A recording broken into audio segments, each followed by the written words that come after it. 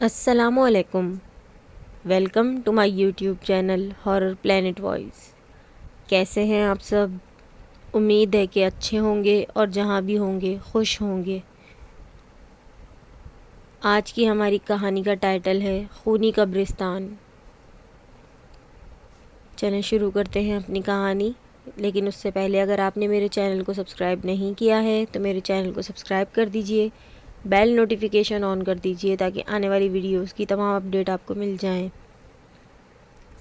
ٹھنڈ اتنی زیادہ تھی کہ جسم کے آر پار ہو رہی تھی، اور وہ تو ایک پہاڑی علاقہ تھا، وہاں تو حد سے زیادہ سردی تھی. میں گاڑی چلاتے ہوئے ادھر ادھر خوبصورت علاقے کا جائزہ بھی لے رہا تھا. میں اس پہاڑی علاقے میں پہلی بار آیا تھا، اس لیے ابھی تک میں قدرتی حسن سے آشنا تھا. شہر سے میلوں دور یہ پہاڑی خوبصورت علاقہ واقعی بہت خوبصورت تھا. خوبصورت لمبے لمبے درخت، پہاڑوں کی تہہ پر جمی سفید برف اس علاقے کی خوبصورتی میں چار چاند لگا رہی تھی. میں اپنے ایک دوست کی شادی پہ جا رہا تھا. حالانکہ میرا ایسا کوئی ارادہ نہیں تھا، مگر اس کی حد سے زیادہ اصرار پر مجھے مجبوراً یہ فیصلہ کرنا پڑا. سڑک بھی سنسان تھی اور ہر طرف خاموشی نے قبضہ جما رکھا تھا. پرندوں کی چہچہاہٹ اس خاموشی کو توڑنے کی ناکام کوشش کر رہی تھی. اچانک ہی سڑک پہ میری گاڑی بند ہو گئی، تو مجبوراً مجھے گاڑی سے نیچے اترنا ہی پڑا. میں کوئی پروفیشنل مکینک نہیں تھا، لیکن گاڑی کی چھوٹی موٹی پلمبرنگ بڑے لمبے وقفے کے بعد بہرحال میں ٹھیک کر ہی لیتا تھا. مگر آج گاڑی مجھ سے ٹھیک نہ ہوئی.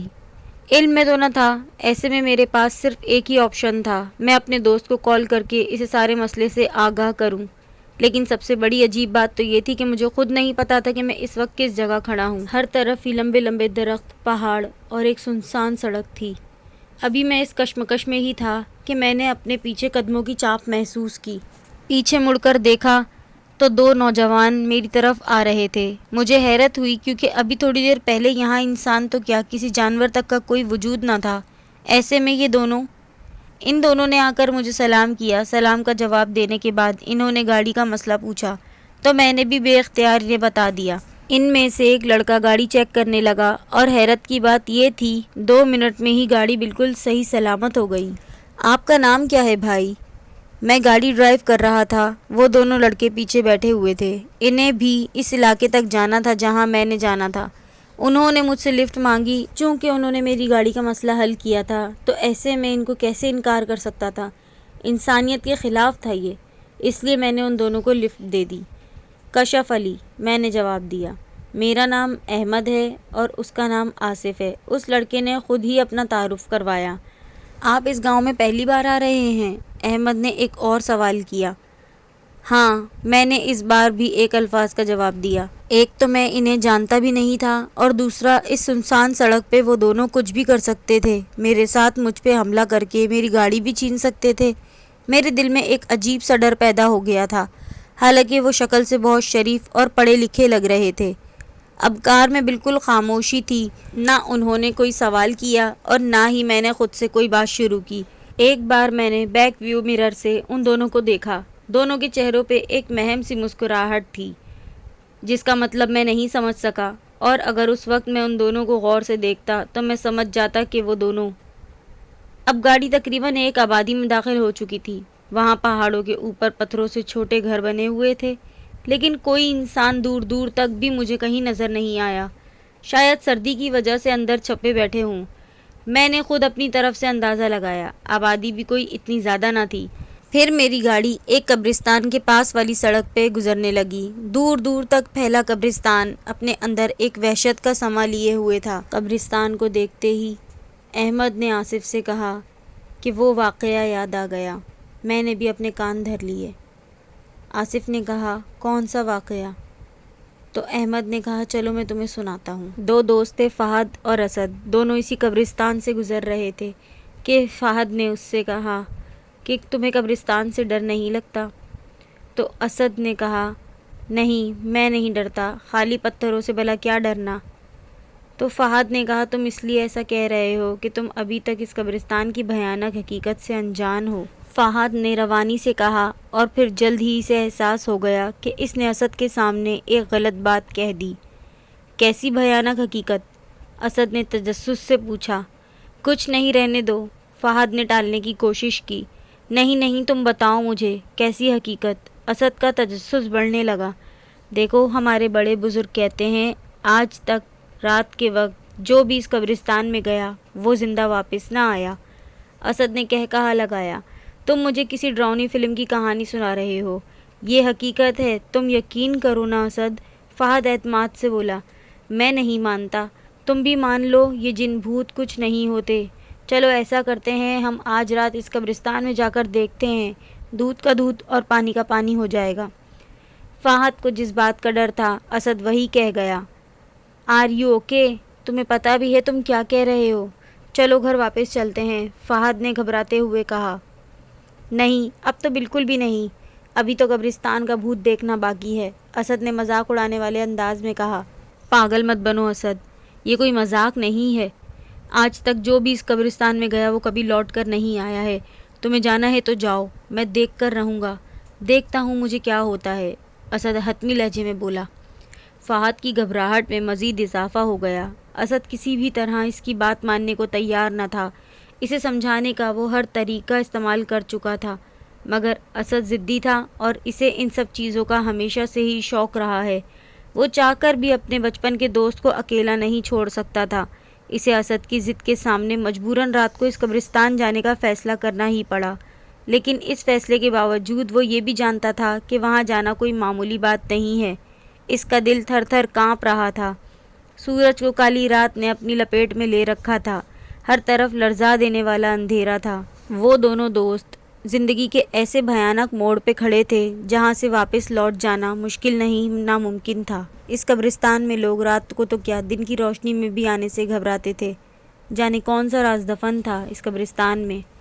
اچانک تیز ہوا چلی اور جیسے ہوا میں ایک آواز آ رہی ہو، لوٹ جاؤ، لوٹ جاؤ۔ فہد نے اسے سمجھانے کی ایک آخری کوشش کی، مگر اسد کا فیصلہ ابھی بھی وہی تھا، آر یا پار، ہار یا جیت، زندگی یا موت۔ ان دونوں نے اپنا پہلا قدم اس قبرستان کے اندر رکھا۔ نہ کوئی بجلی چمکی، نہ کوئی طوفان آیا، کچھ بھی تو نہیں ہوا۔ ڈر کی ایک شدید لہر دونوں کو چھو کر نکل گئی۔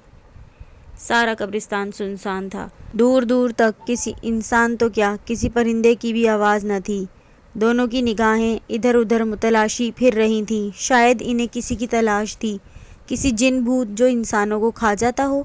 رات کے 1 بج رہے تھے۔ انہیں وہاں ٹھہرے ہوئے 2 گھنٹے ہو گئے تھے، لیکن انہیں کچھ بھی نہ ملا، کوئی انسان، کوئی جن، کوئی بھوت۔ کچھ ہی دیر میں ایک شخص پہ نظر پڑی، جو انسان جس نے سفید رنگ کے کپڑے پہنے ہوئے تھے نکل رہا تھا۔ یا اللہ، یہ کیا ہے؟ یہ کوئی خواب نہیں، ایک حقیقت تھی، وہ سب سچ تھا۔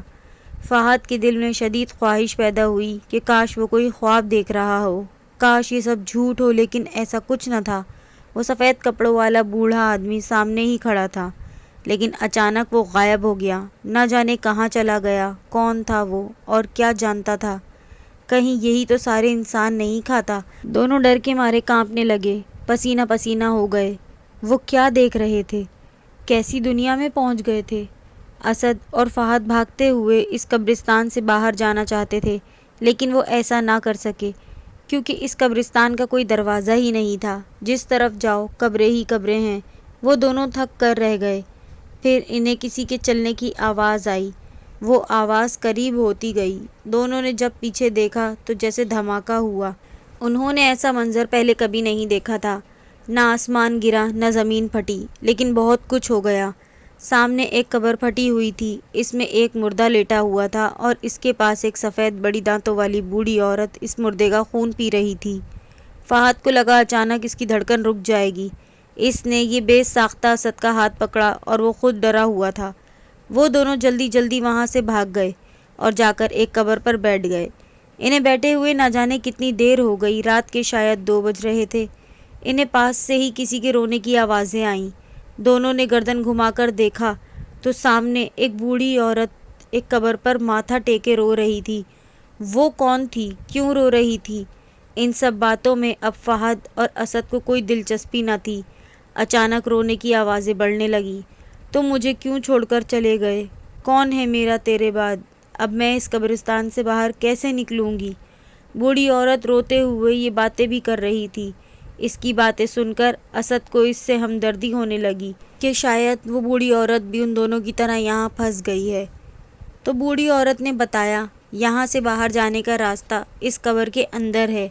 بوڑھی عورت قبر میں داخل ہو گئی، وہ دونوں بھی اس کے پیچھے پیچھے قبر میں آ گئے۔ اچانک فہد کی نظر اس کے پاؤں پر پڑی۔ اس کے تو جیسے جسم کا خون سوکھ گیا، اس کے پاؤں الٹے تھے، مطلب کہ وہ کوئی انسان نہیں بلکہ بدروح تھی۔ وہ دونوں جتنا تیز بھاگ سکتے تھے بھاگے، انہیں اپنے پیچھے اس عورت کے کہے سنائی دیے۔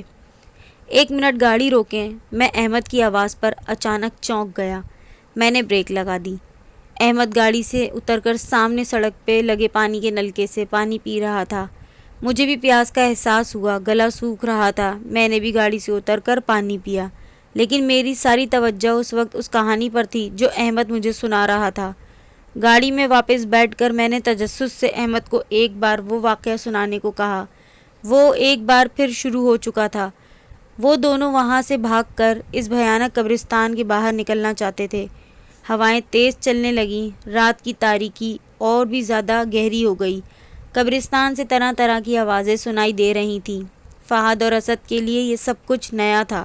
آسمان پر تارے چمک رہے تھے، لیکن وہ زیادہ دیر دکھائی نہ دیے کیونکہ ان کی جگہ بادلوں نے لے لی۔ اچانک بادل زور زور سے برسنے لگے۔ ماحول میں ایک عجیب وحشت چھا گئی، لیکن وہ چلتے رہے کیونکہ ان کی منزل دور تھی، بہت دور۔ انہیں اس قبرستان سے باہر نکلنا تھا، کسی بھی طرح، کسی بھی قیمت پر۔ بارش اور تیز ہو گئی اور ساتھ ہی ساتھ برف باری بھی شروع ہو گئی۔ پھر دیکھتے دیکھتے بارش کے قطرے خون میں تبدیل ہو گئے۔ لگتا ہے قبرستان کو بھی علم ہو گیا ہے کہ وہ دونوں یہاں سے بھاگنا چاہتے ہیں، اس لیے وہ ان کا راستہ روکنے کی کوشش کر رہی ہے۔ چلتے چلتے بہت دیر ہو گئی، وہ دونوں بہت آگے آ گئے، لیکن یہ قبرستان تو نہ ختم ہونے والا سلسلہ تھا۔ اچانک ایک قبر پھٹی، اس میں سے ایک سفید جسم نمودار ہوا۔ وہ دونوں ڈرتے ہوئے چلتے رہے اور ساتھ ہی ساتھ درود پاک بھی پڑھتے رہے۔ پھر کچھ آگے جا کر انہیں احساس ہوا کہ ان کے سر پر لاکھوں کوے منڈلا رہے ہیں۔ ان کو اپنا آخری وقت دکھائی دے رہا تھا۔ اب معاملہ حد سے زیادہ سنگین ہو گیا تھا۔ ایسا لگتا تھا یہ سماں بہت بڑا طوفان لے کر آئے گا۔ بھاگ جانا چاہتے ہو تم دونوں، موت سے بھی کبھی کوئی بھاگ سکتا ہے، اور تم لوگوں کو لگتا ہے اس قبرستان سے بھاگنا اتنا آسان ہے؟ یہاں آتا انسان اپنی مرضی سے ہے، لیکن جائے گا وہ ہماری مرضی سے۔ یہ آواز نہ جانے کہاں سے آ رہی تھی، لیکن ان کے دل کی دھڑکن تیز کرنے کے لیے کافی تھی۔ آواز پھر سے آنا شروع ہوئی۔ 21ویں صدی کے انسانوں، تم لوگ کیا سمجھتے ہو کہ جن بھوت کچھ نہیں ہوتے؟ اگر تم لوگ یہ سمجھتے ہو تو تم سب سے بڑے بے وقوف ہو۔ ہا ہا ہا ہا۔ پھر آوازیں آنا بند ہو گئیں۔ بارش بھی تھم چکی تھی، ماحول ایک دم خاموش تھا، لیکن اکثر خاموشی اپنے اندر ایک بہت بڑا طوفان لیے کھڑی ہوتی ہے۔ بھاگتے بھاگتے اچانک وہ دونوں رک گئے۔ ہر طرف سفید کفن میں ملبوس بدروحیں کھڑی تھیں۔ وہ روحیں بہت بھیانک تھیں۔ ان کے لمبے دانت منہ سے باہر نکلے ہوئے تھے، ان کے منہ سے خون ٹپک رہا تھا اور اوپر آسمان پر کالے کوے منڈلا رہے تھے۔ اچانک ہی ایک بڑے قد والی روح آگے بڑھی ان دونوں کو مارنے کے لیے۔ وہ دونوں پیچھے کی طرف بھاگنا چاہتے تھے، مگر پیچھے بھی وہی بدروحیں تھیں۔ ان لوگوں کے لیے نکلنے کا راستہ بند ہو چکا تھا۔ بڑے قد والی روح نے آگے بڑھ کر اسد کو اپنے لمبے ہاتھوں سے اٹھا کر ایک قبر میں ڈال دیا اور کچھ بدروح اس اسد کا خون پینے لگی۔ فہد چلاتا رہا، مگر انہوں نے اس کی ایک نہ سنی، اور تھوڑی ہی دیر میں اسد اپنی جان سے ہاتھ دھو بیٹھا۔ پھر اچانک وہ سب غائب ہو گئے۔ وہاں اس قبرستان میں کوئی نہ تھا۔ میں نے بے یقینی کے ساتھ اسے دیکھا اور ایک سوال میرے ذہن میں بجلی کی طرح آیا جو میں نے احمد سے پوچھا۔ وہ دونوں تو مر گئے تھے، پھر جب کسی کو نہیں پتا چلا کہ قبرستان کے اندر اس اندھیری رات میں کیا ہوا تھا ان دونوں کے ساتھ، تو تمہیں کیسے پتا؟ ہاں ہاں ہاں ہاں ہاں ہاں۔ ان دونوں نے مجموعی قہقہہ لگایا۔ میں نے بیک ویو مرر سے ان دونوں کو دیکھا، کیونکہ وہ اسد میں ہوں اور فہد یہ ہے۔ وہ دونوں ایک بار پھر قہقہے لگانے لگے۔ میں نے اچانک بریک پر پاؤں رکھا، پھر یکدم کار میں خاموشی چھا گئی۔ میں نے بیک ویو مرر میں دیکھا، وہ دونوں مجھے نظر نہ آئے۔ تیزی سے گردن گھما کر میں نے پیچھے دیکھا تو وہ دونوں سیٹیں خالی تھیں۔ میرے جسم سے جیسے سارا خون خشک ہو گیا ہو۔ میں حیرت سے منہ کھولے ان خالی سیٹوں کو دیکھ رہا تھا۔ ریڑھ کی ہڈی میں ایک ہلکی سی لہر دوڑ گئی۔ میں نے ماتھے کا پسینہ پوچھتے ہوئے بے اختیار سی کیفیت میں ایک بار پھر گاڑی واپس اسی راستے پہ موڑ دی جس میں سے ابھی سفر کر کے آیا تھا۔ لیکن مجھ پہ حیرتوں کے طوفان اس وقت ٹوٹے جب میں نے اس جگہ کو دیکھا جہاں پانی کا نلکا لگا تھا اور ہم نے وہاں سے پانی پیا تھا۔ میرے اوزان خطا ہو گئے جب میں نے دیکھا کہ اس جگہ پہ کوئی نلکا ہی نہیں تھا۔ یہ تھی ہماری آج کی کہانی۔ کیسی لگی آپ لوگوں کو کمنٹس میں ضرور بتائیے گا۔